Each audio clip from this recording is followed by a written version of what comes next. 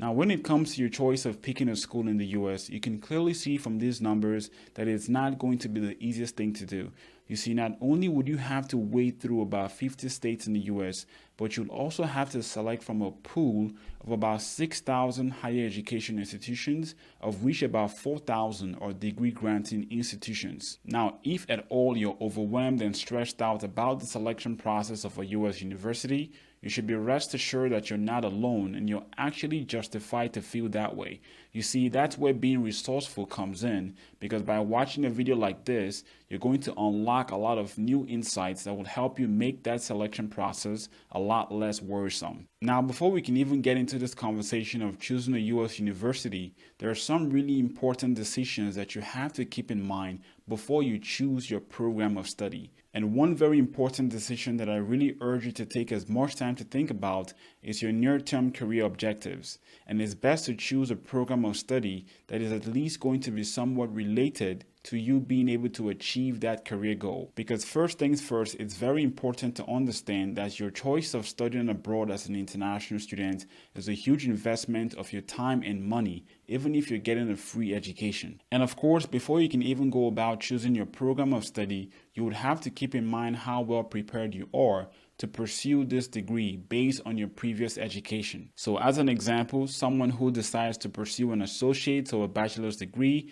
that tend to be less academically demanding is only required to have a general knowledge based on their secondary education. But on the other hand, someone who wants to pursue a higher level degree like a master's, a doctorate, or a professional degree is expected to have a specialized knowledge in a particular field because these degree levels are more demanding. So once you've taken your time to choose the program of study based on your academic preparation to pursue a degree, and also considering how that program will impact your future career objective, these are the most important considerations that will help you in narrowing down that list of 6,000 higher ed institutions down to a list of few from which you can then go about picking the schools that are going to be the best fit for you. And the first factor to consider is your location preference. Now, when it comes to your choice of a location in the US, there are several factors that you could consider, one of which could be the weather.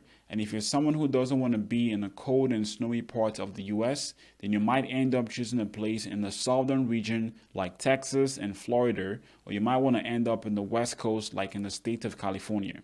Another important factor to consider is the cost of living, and across most US states you would find that cities that have a high population tend to also have a high cost of living. And being that the United States is so large, another important factor you might consider when it comes to your location is how close you're going to be to your family and relatives. And for a fun fact, the top 3 states with the most number of international students in the US are the states of California, New York, and Texas. Now, the content of this video is part of a helpful guide called the International Students Roadmap to Studying in the United States, and you can grab your free downloadable PDF copy using the link in the description section below. The next important consideration is going to be how you're going to finance your international education. Now, the starting point here is how much you're going to be paying in tuition and fees as an international student in each degree program or school that you're considering. Now, as you evaluate each school, you should also look into the availability of funding opportunities such as scholarships, fellowships, and assistantships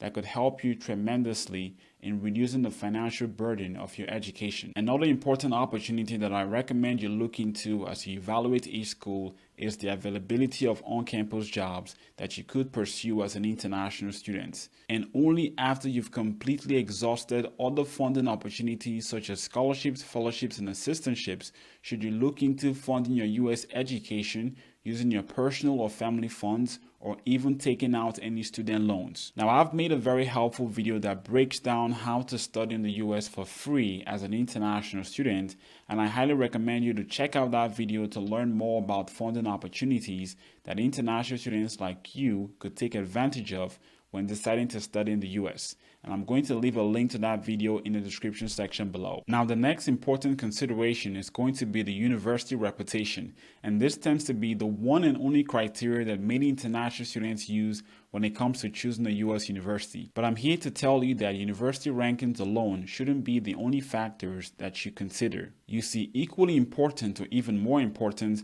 is the ranking of the program that you're going to be pursuing, and not so much the overall university ranking. You see, it's very possible to have a university that has an overall university ranking that falls in the top 20 spots, but when it comes to the ranking of your degree program, that may not fall anywhere close to the top 20 spots in the US. Another important criteria that goes alongside the program ranking is a ranking of similar programs that fall within a particular college within that university. So for example, let's say you want to pursue a degree in electrical engineering.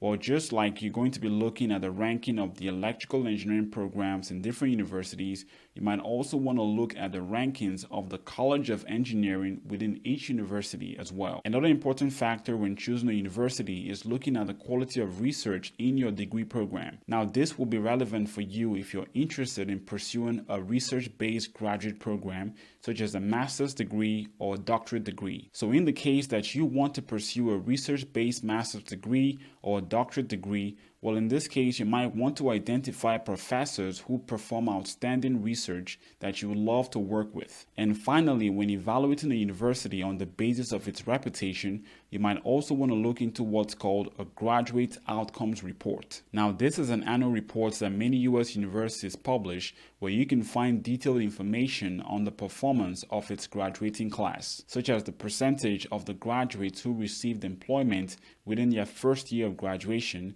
as well as the salary ranges of the school's graduates. So that's a very important document that you really want to get your hands on to have an idea of how much return you can expect on your US education investment, and that's a lot more important than just looking at the university's overall ranking alone. Next, you want to look at the strength of the school's alumni network. Now, this is a very important factor that paints a picture of how employable a university students are. You see, it tends to be that schools in the US that have a large and active alumni network tend to provide more employment opportunities to the current students as well as the future graduates. And if you are an international student who plans to seek employment opportunities in the US, this is a very important factor that you want to pay attention to. And finally, your chances of getting into any program will depend on how competitive your applications are. And when it comes to evaluating how competitive you are to get into any program, you would want to take a look at the average performance of the students who were admitted into the program in the previous year. One key indicator to pay attention to here is the average GPA of the previously admitted class. And once you found that number, you would want to compare that GPA to your GPA, which in many cases your GPA may not be on a 4.0 scale, but you would have to find what the equivalent GPA is to a 4.0 scale in order for you to have a fair comparison. Another important metric here is the average test score of the previously admitted class. Now, this could be the average SAT score for someone who's applying into a bachelor's program. It could be the average GRE or GMAT score for someone who's applying into a graduate program. Now, for some programs, you could also find an average score on each section of these standardized tests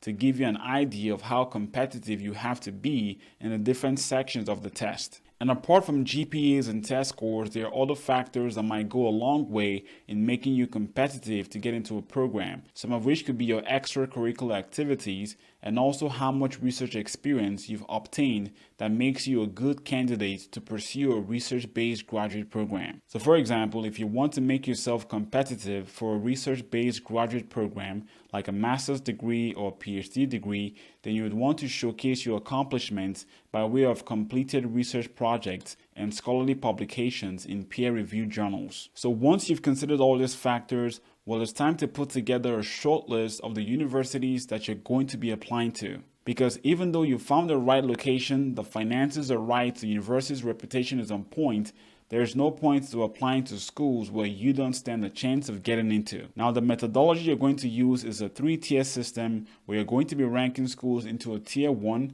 a tier 2, and a tier 3. Tier 1 schools are going to be highly competitive to get into based on the strength of your application.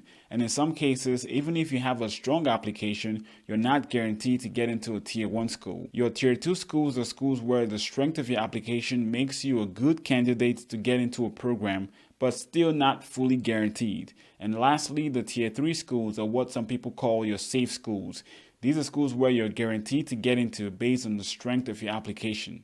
Now, once you've had your schools ranked into 3 different tiers, here are some action steps that you can take before you start applying to each school. Now, a major disadvantage you might have as an international student is that you may not have the opportunity to visit different US campuses before you make a choice of what schools to apply to. You see, unlike your domestic counterparts who have the opportunity to visit many US campuses years before they apply to a US university, you may not have that opportunity to do so as an international student. So what you could do as an international student to make up for this disadvantage is to look for resources where you can get a virtual tour of each university's campus. Another step you can take before you go about applying to schools, just to make sure you're applying to schools that are going to be the right fit for you, is to reach out to current international students in these schools. You see, you can easily do this by finding and joining social media groups on Facebook or WhatsApp of international students who are currently attending these schools. And many of these students will be happy to tell you about their current experience